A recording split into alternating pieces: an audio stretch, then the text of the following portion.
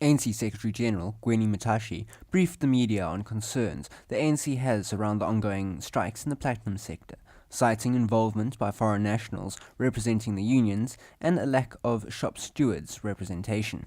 The strike in the platinum sector is quite important for us in the sense that it is beginning to impact on the performance of the economy in a big way. We don't say it is solely responsible for the 0.6% negative growth that has been registered, but we say it has made a major contribution, quite an important sector in our economy, was still by and large a mining economy. Now, if your platinum sector is not producing for 5 months, that will impact on the overall performance of the economy.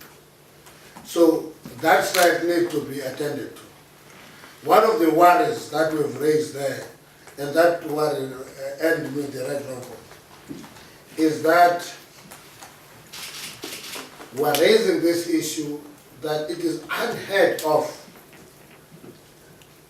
when you have solidarity with international organizations that they lead negotiation physically. It's never done, it's the first time it's done. We saw foreign citizens from countries we know. I won't mention them. One time I mentioned names, I burned my fingers, I no longer call them by name. But we've identified 4 people who are from different countries who are actually right in the negotiating of AMCO and basically articulate position of AMCO in public. That is a worrying factor. And we were saying that issue, Matunda called me xenophobic.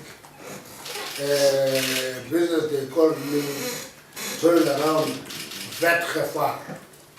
Vetgevaar, that's what they said. It's neither of the two, it's not xenophobic, it's not vetgevaar. But the issue is, it is South Africans only who are naive enough to believe that they are darlings of the world. People have our interest in their heart. They will not be interested in actually sabotaging our economy. It's only South Africans who are having that myth in their head that, listen, we're loved by everybody and everybody can come here and do as they wish because we're the darlings of the world. It's a myth that South Africans must actually appreciate better. The second issue that worried us, that made us to describe that strike as turning from being a collective bargaining strike into a political strike, is the direct participation of EFF in the negotiations.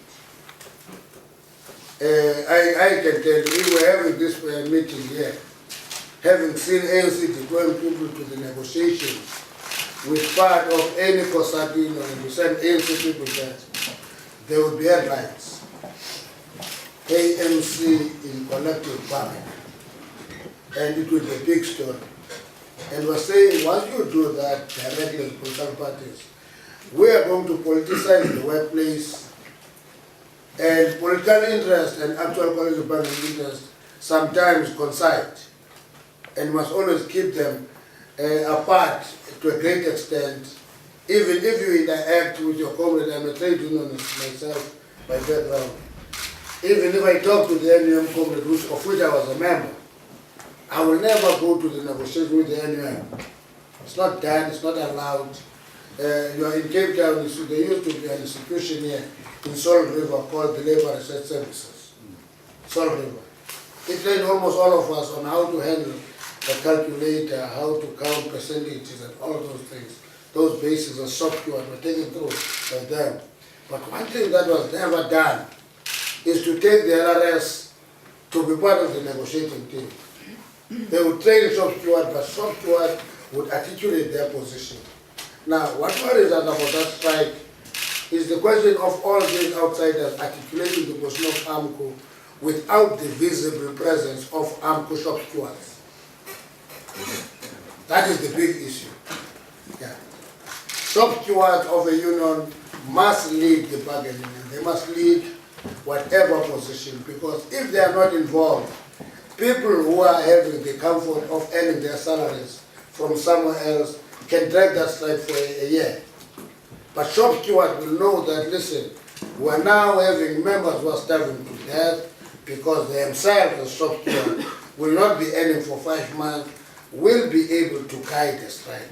Outsiders who are earning well even in comfort can drag it for 20 years because it doesn't impact their own living.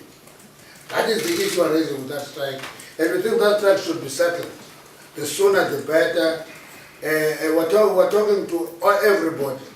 But we said to the Minister of Mineral Resources, you must be careful of being there and be a mediator.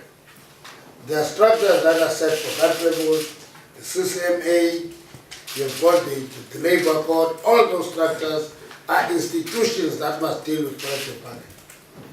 Once the minister gets in there and that his head and sit there forever, there will be an expectation that when there is a negotiation in the coal mining sector, he will have to go.